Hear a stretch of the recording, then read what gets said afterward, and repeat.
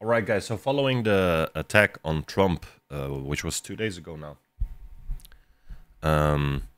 there's a video made by Fern, shout out to Fern, I'm subscribing and liking the video, about the Donald Trump shooting. They actually mapped out what they think was how it happened, you know, and I thought it would be interesting to watch this together and give a little take on it. I'm switching to this screen, let's get right into it. It's the 13th of July in Butler, Pennsylvania.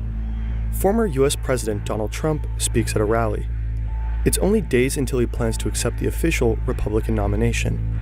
He's just minutes into his speech when shots are fired. Take a look at what happened.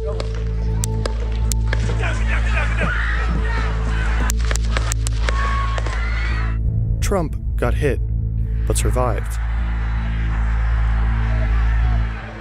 Someone tried to assassinate him in broad daylight. Here is how it unfolded.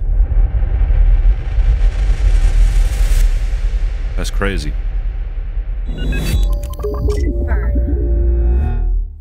By the time this video is published, new details might have emerged. It's a hot, sweltering early evening as tens of thousands gather here to see Trump. Pennsylvania is one of 6 vital swing states that will help secure the win in the next presidential election. So, you have, correct me if I'm wrong, I'm not from the US. The swing states are the states that always need to be won over to either side, right? To Republicans or Democrats, right? You have some states that are 9 out of 10 times voting for either Democrats or Republicans. And there are some states that are always like half-half, or they need to be won over, sort of. Am I correct? Let me know in the comments, please. That will help secure the win in the next presidential election. Butler skews heavily Republican, and it is a blue-collar town. This is a big crowd. This is a big, beautiful crowd. Yeah, America is He huge. is surrounded by supporters. Most are sitting or standing in front of the stage. Some sit on the bleachers, center, left, and right. Trump's support staff and security, including Secret Service agents, are right at the stage. Behind him are 3 large buildings. On the roof of the building on the far left and on the far right are Secret Service snipers. They are constantly scanning the surroundings, looking for threats. They can be seen in this video filmed by a crowd member. Hello, Butler, and hello to Pennsylvania. I'm thrilled to be back. Trump begins with his speech. Things seem normal. He turns to the right and points at a chart showing statistics on border crossings. At the same time, several people in the crowd notice a man with a gun on the roof of a building close by. He's got a gun, so people Take a knew. look at what happened. All of a sudden, bullets start flying. Wow. One even gets captured on camera. Yeah, holy shit, I saw that. The fucking bullet got captured by some dude shooting pictures really fast. That's insane. They just captured the bullet where you can see it. It's right there. It's absolutely insane. If this were to happen in the time when of John F. Kennedy, you know, JFK, you wouldn't have the technology to capture these type of pictures. It's absolutely insane. One even gets captured on camera. Another building, about 400 feet or 120 meters north of the stage. The shots are coming from here, on the roof. How didn't they see that, though? The gunman is 20-year-old Thomas Matthew Crooks. He is armed with an AR-15 semi-automatic rifle. The gun was legally purchased by his father. First, he apparently fires a round of 3 shots. Take a look at what happened.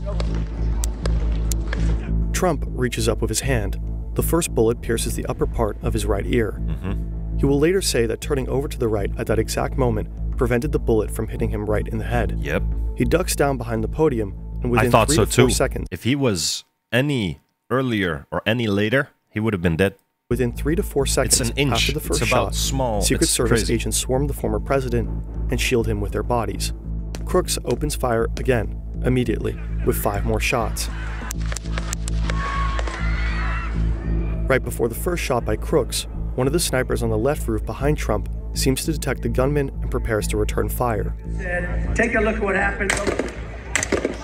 Some outlets report that these snipers killed Crooks, while the Secret Service confirmed its personnel neutralized the shooter. We could not corroborate that it was in fact these specific agents. The gunman also hit spectators on the bleachers. One man died, 50-year-old Corey Comprador. Like, this fucking hurts me in my heart, guys. I'm gonna be honest. Like, this is insane.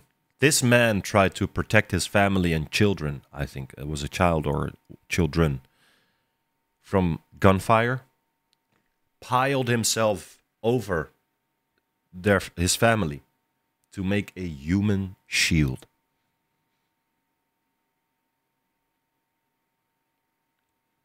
He got shot and he died. I've seen the footage of Corey being dragged away, bloody and all, dead. I've seen surrounding people trying to help Corey, who is bloodied all over. Their hands are fully bloodied. And I saw one guy sitting like this. Let me switch the camera. So one guy sitting like this who tried to help him, but it was already too late. And he was like, looking at his hands. He sat down. He had a white t-shirt on. I remember. I saw the footage. He sat down and he was looking at his hands like this. And it was shaking. And I was like, bruh. It's absolutely insane. My heart goes out to the family, friends, loved ones of Corey. He was a hero. That's a hero. That's what a hero is all about. Sacrificing your own safety to prevent something possibly bad happen to the people you love. That's a hero. 50-year-old Corey Comprador. 2 others were critically injured. With Trump's microphone still on, we can hear the tense exchanges among the agents. Move to spare. Hold. When you're ready. On you. Ready. Move. Up. Move. Go. About 42 seconds after crooks opened fire, they confirm the shooter is down. Are we good? Shooter's down. Are we good to move? We're clear. Let's move. We're clear.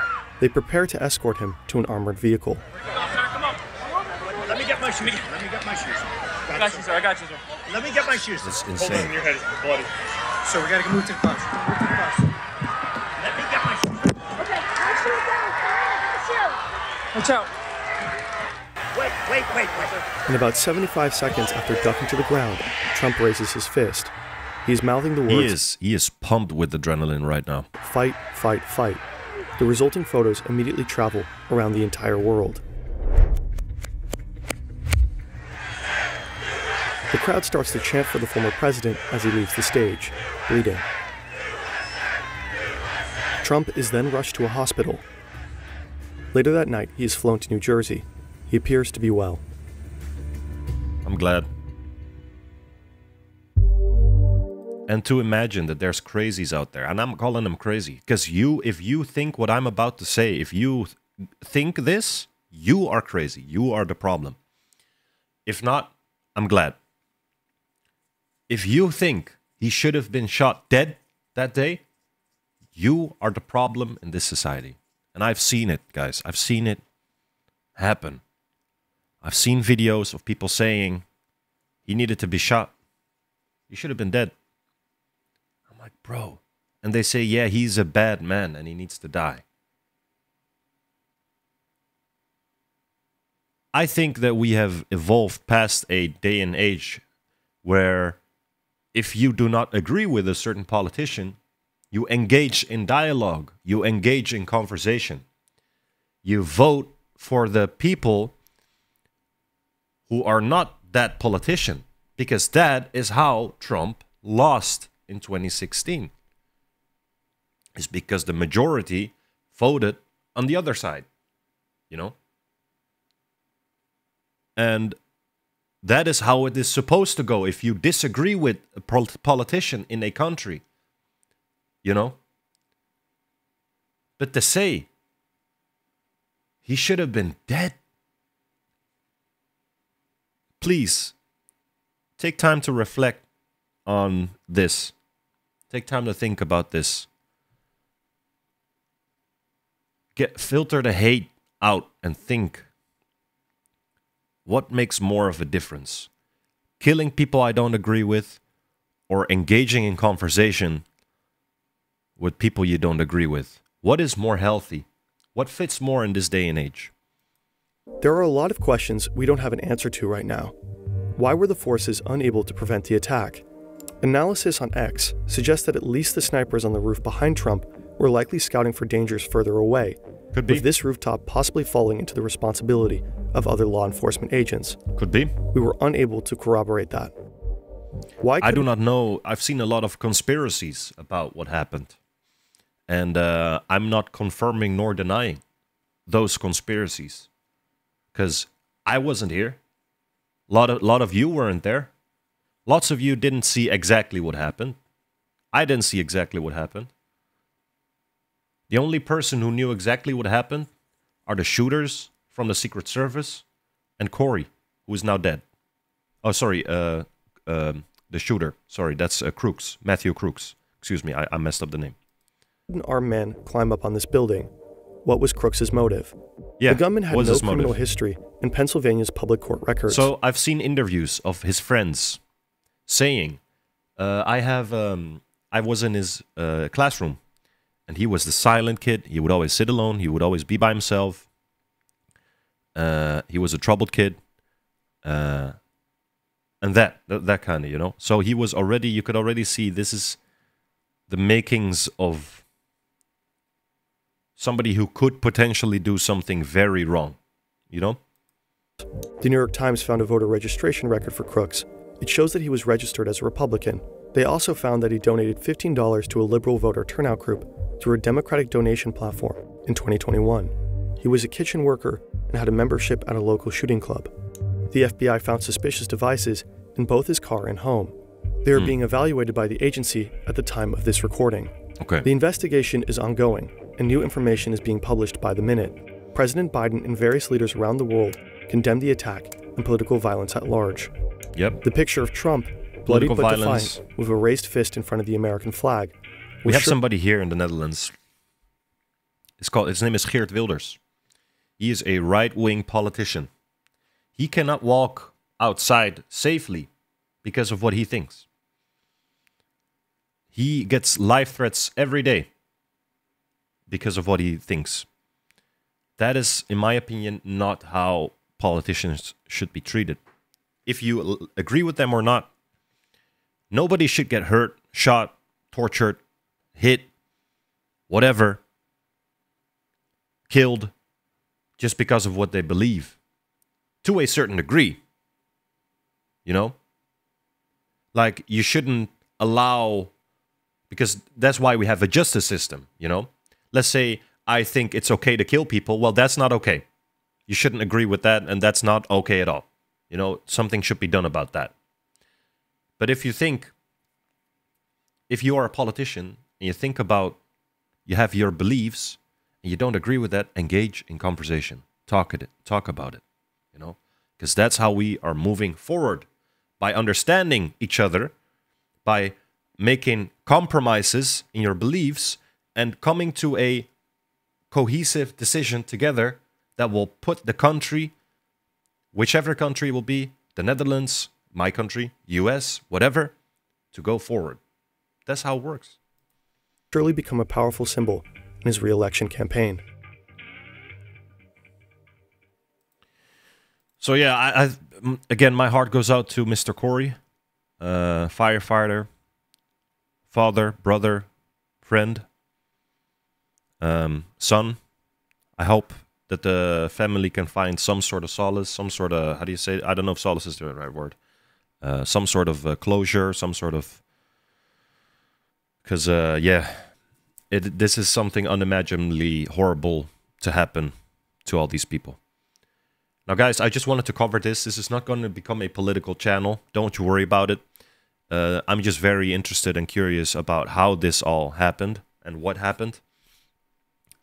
Please let me know in the comments down below what you think about this, and I will see you all in the next one.